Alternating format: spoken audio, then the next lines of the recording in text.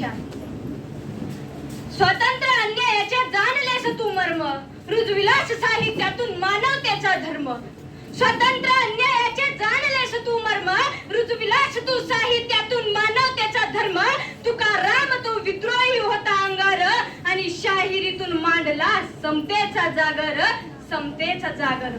कुठून तरी वाऱ्यावर उडत एक छोटस बी एका ठिकाणी जाऊन पडलं. नेमकं ते एका मोठ्या दगडाच्या खाली जाऊन पडलं. जेव्हा त्या बीनं आपल्या अवतीभोवती पाहिलं तेव्हा सगळीकडे त्याला अंधारच दिसत होता, आणि या दगडाचा थोडासा भार सुद्धा या बीवर पडला होता.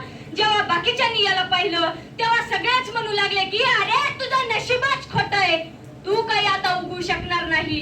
पण या बीला मात्र पूर्णतः विश्वास होता की माझ्यामध्ये सामर्थ्य आहे एक मोठं वृक्ष तयार करण्याचं, आणि हे मोठं वृक्ष मी तयार करणारच हा आत्मविश्वासही होता. आणि याच आत्मविश्वासाच्या बळावर हे बी धडपड करत होतं. आणि असा धडपडत असताना त्याला दगडामध्ये एक छोटीशी चीर दिसली, आणि झालं ही छोटीशी चीर सुद्धा या बीसाठी पुरेशी होती. लगेचच काही दिवसांमध्येच या बीनं आपल्या युवलासरोत त्या चिरेमधून बाहेर काढलं होतं, आपलं अस्तित्व दाखवलं होतं, आणि आता एक मोठं वृक्ष तयार करण्यापासून त्याला कोणीही रोखू शकणार नव्हतं. सामाजिक उतरंडीमध्ये जन्म घेतलेल्या अण्णाभाऊ साठे यांनी हाच विश्वास मनाशी बाळगला होता, आणि याच विश्वासाच्या बळावर ते केवळ जगलेच नाही तर त्यांनी इतरांना देखील जगण्याची उर्मी दिली.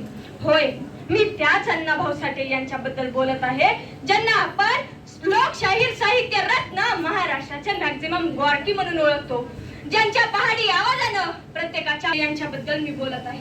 त्यांच्या बालपणाचा किस्सा सांगते. जेव्हा अण्णाभाऊंना शाळेत घालण्यात आले, अर्थातच त्यांना वर्गाच्या बाहेर बसावं लागलं, आणि शाळेच्या दुसऱ्याच दिवशी शिक्षकांनी त्यांचा असा काही अपमान केला की त्या अपमानामुळे व्यथित झालेले आणि त्याच वेळेस चीड सुद्धा आलेले अण्णाभाऊ त्या शाळेतून निघताना शिक्षकांना म्हणतात की मी देखील तुमच्या इतकंच लिहिणं वाचणं शिकेल, आणि मी लिहिलेलं तुमचे हे विद्यार्थी वाचतील, आणि त्यांनी दिलेलं हेच वचन अस्तित्वात आणलं देखील.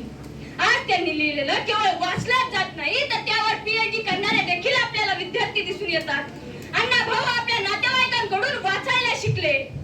कचऱ्यामध्ये रद्दीमध्ये एखादं पुस्तक म्हणा किंवा चिठोरे म्हणा हे सगळं घेऊन ते वाचायला शिकले, आणि अशाच अनुभवांच्या शाळेमधून आयुष्य हे काय आहे हे त्यांनी स्वतः जाणून घेतलं.